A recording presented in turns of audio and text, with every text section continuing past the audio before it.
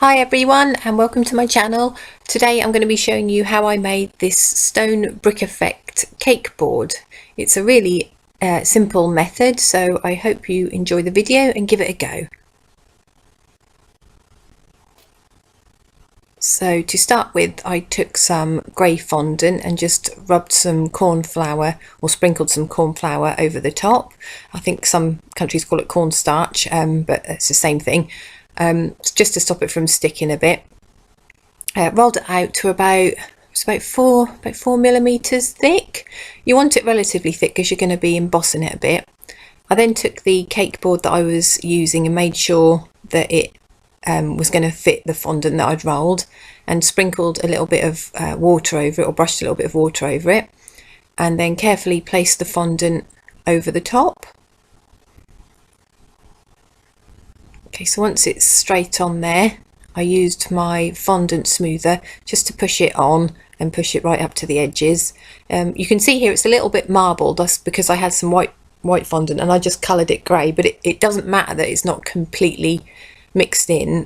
That'll just add to the effect.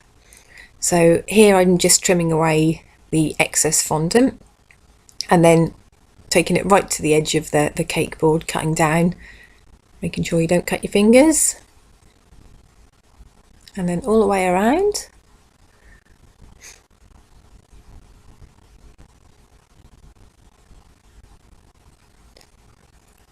And once that's complete, I took a smaller cake board, and that was going to be the size of the cake I was using, and placed it in the centre of the fondant, and then lightly scored around the edge just so I knew where I had to make the brick effect go up to.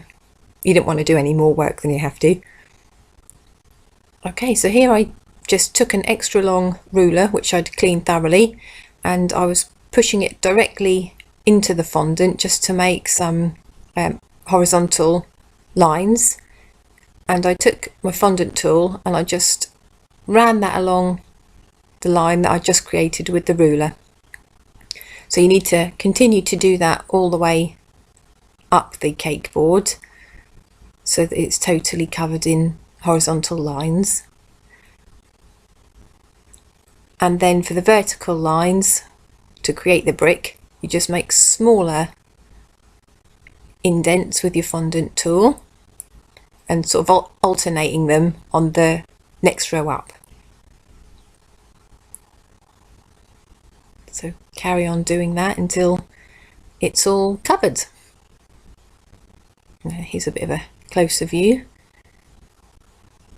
And I think that the nice thing about these this kind of effect is it really doesn't matter if you go over the edge a bit, or if it's, you know, it's not 100% parallel. That just adds to the sort of effect that I was going for, which was a bit more grungy, I suppose, and you'll see that later when I add some shading. So just carry on making your brick marks, and you can see the outline of the cake board, and when I get to that I don't quite go all the way over it, as there's no need, you're not going to see that part, so why make work for yourself.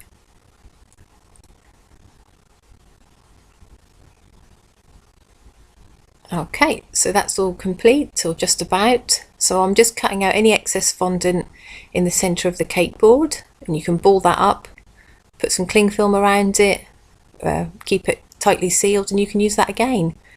Now in between each of the grooves that we made to create the brick effect, I've just taken some black edible dust and just shading in between each one and over some of the bricks as well, just to grunge and grime it up a bit so it looks like it's a walked on brick pavement.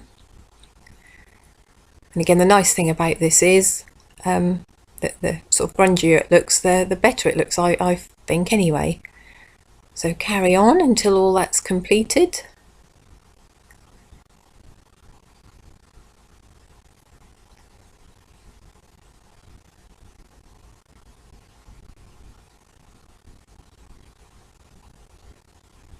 I think the dust I used was called, I think you see it on there, it's rainbow dust, I think, and it seems to be a really good one, and not too expensive.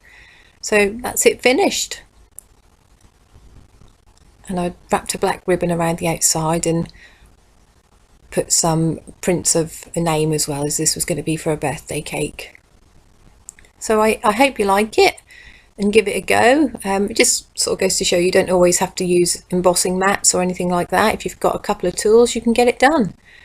Anyway, thanks for watching, and please check out my channel. Thank you.